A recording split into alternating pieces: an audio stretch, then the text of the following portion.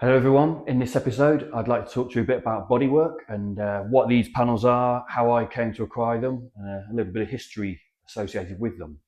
So originally the Ferrari 512 bodywork was made by a company in Turin called Sigala Bertinetti, who were actually a boat builder. It was not uncommon in the late 60s that people associated with building boats would do composite bodywork, or this is quite a few years, it's sort of 10 years before carbon fiber became used in motor racing and the automotive world. And there were a few body panel manufacturers that made fiberglass body parts for cars or fiberglass bodies, and Ferrari certainly wasn't one of them. Ferrari were not massively interested in fiberglass bodywork, certainly for road cars and things, so they didn't have their own facility.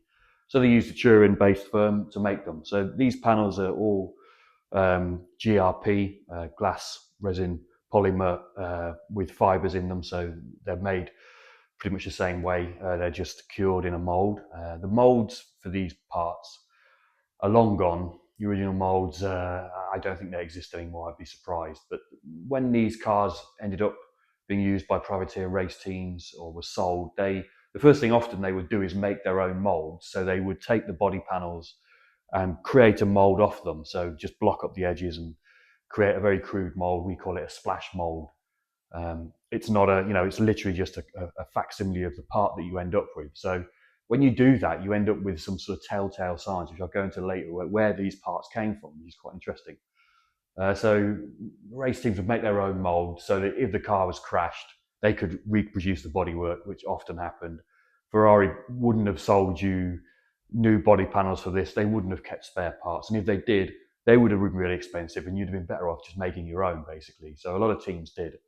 And there's a few changes that you start to see in these parts, which, so I'll first talk about where I got these from. So this is where the project really started to gain a bit of momentum. I was very lucky.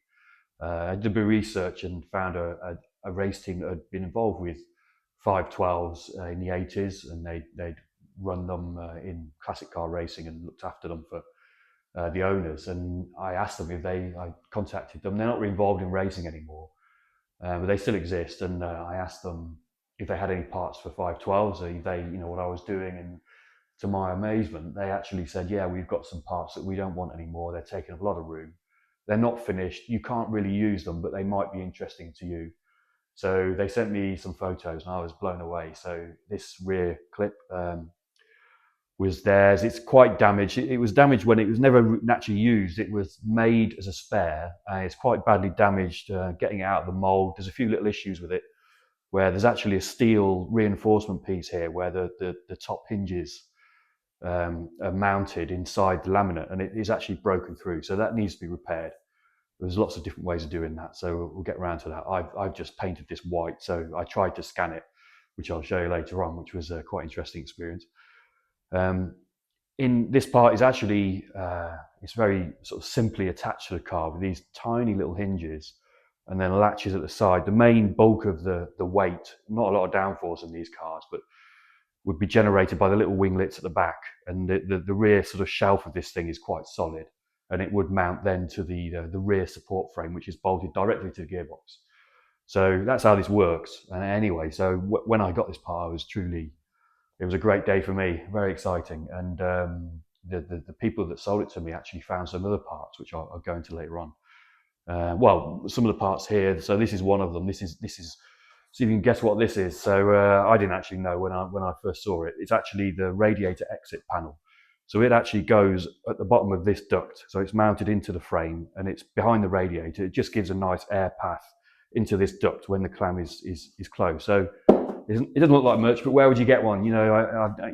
It's incredibly lucky to get it. It's got the DNA of the original car. So it's just a cool thing to have anyway. I like it. I like this sort of thing. So interestingly, this part has a few features on it which are quite unique, and it can sort of tell where it's come from. So there's a knacker duct here. I don't know if you can see that. Most 512s don't have that. That wasn't standard, and that was put in there. The only car that I've seen with that is the blue car, the Roger Penske built car. You can't see it on my picture on the wall, but I'll get a picture, maybe cut it into the video. So that's quite interesting, and I sort of had a feeling that it might have been this mold might have been made off that car because it's quite unique. And there are other things on this which I can't really show you it without getting this quite heavy thing to move around.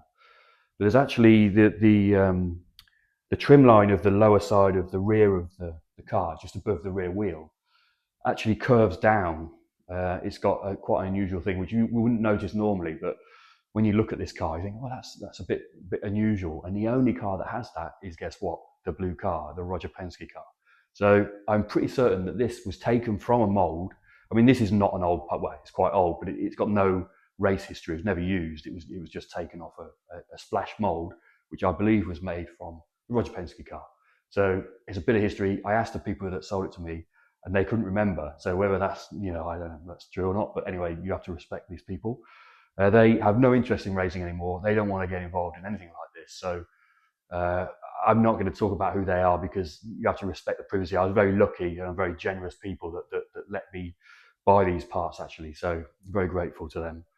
And they're not involved anymore. So I'm not going to mention their name. So that's cool. This is the rear clam, and it's a similar story for the front piece here. This part is actually just it's chopped strand matte fiberglass. This is a few years old now. So again, a very lucky conversation with a very interesting company that makes historic car GRP panels. And a lovely guy I had a chat with. I asked if they'd ever done anything for 512s, and actually I think the conversation was that I was sort of planning to use the fiberglass panels that I'd seen up in Scotland, Mario's parts, if I could make Mario an offer, which he wasn't going to accept my offer basically, which I totally understand. But if they would have made great pattern parts, and I thought, well, who could I get to make molds? I kind of put sort of two and two together before I'd actually got two in my hand, anyway. But it was lucky I did, because the guy who answered the phone said, yeah, I've made them. I've made those parts. And I was like, I can't believe this. This is incredible. He said, yeah, let me have a look. Anyway, cut a long story short, about a couple of years later, I ended up with this part, which was great. And I was so happy and so lucky. So I did wonder whether he'd got the rest of the molds. That's another story. And it's something I can't really go into because I'm working on that.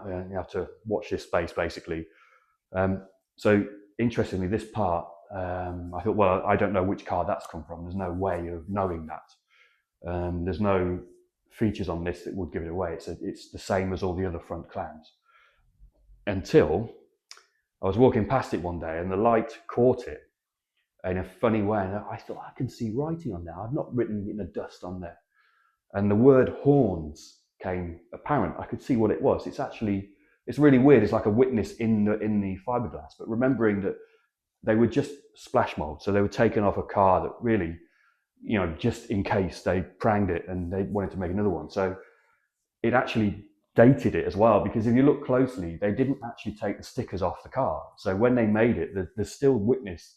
There's some shell stickers, I think, and there's a couple of other stickers that you can see, and it actually times it as well. So this car, I know exactly which car it came off and when it was made. So it was just a really nice part of the story so having a part that was made from the original part, obviously it's not an original mold, but it then dates it. And I just thought, oh, that's absolutely brilliant. So I kind of figured out where these parts had come from. And there's like an extended story to that, but I can't really go into much detail because the people that make them, they don't really want the hassle. These parts now are sort of a bit much for them to make. So it's not like they can sort of knock out these parts quickly. In all truth, I think they're more trouble than they're worth actually for this company. And wait and see. I mean, the owner is a lovely guy, and it is very grateful to him for making these parts for me. But I think it was more of a favour. It's not really the sort of business that they want. I don't think anymore. I think they're basically, they don't really do this sort of thing. They get involved in other things, but stuff like this is more trouble to them than really it's worth, I think. Which is an unusual situation. It's one of these. A lot of these companies that you find, they don't really need the work. They're so good that they've got exactly the right amount of work for them. They don't really want to take on more work because they're kind of like doing top level work, or you know, very it's very difficult to get people to do this sort of work anymore. Anyway, that's you know, a bit of a side issue. The other part that I've got here, which I was very lucky, this is carbon fibre, but sort of, yeah, loosely termed carbon fibre. This is just a mock-up of the door skin, basically. I think this part was used to test the mould with some carbon sort of room temp cure pre-preg. It's pretty daggy. It's a bit of a mess. But the cool thing about it is it's the DNA of the original part. You know, the trim lines are probably right. The shape is basically right. And the doors for this car were not much more than just a skin. There would have been a core in here just to stiffen this panel up, and then a steel frame that went all the way around it and formed the window aperture as well. So there wasn't much more to it than that, really. You know, they're pretty simple. So I'm not exactly sure I'm going to reproduce this. It might be that we make a metal part first. Let's see. I've got all sorts of funny ideas in my head about 3D printing things, which I'm going to try out and just do some trial pieces. But certainly shapes like this is quite, not to 3D print the whole thing, but you could maybe print a frame or something like that just to sort of prove the shape out. Anyway, I'm going to have a think about that. So yeah, this is the bodywork. I love this stuff. Never get tired of looking at it. I'm very lucky. And you know, hopefully soon, going to be able to attach all this stuff to the jig, which is coming in imminently. That's going to be very exciting. So that's on its way, and start building something in here.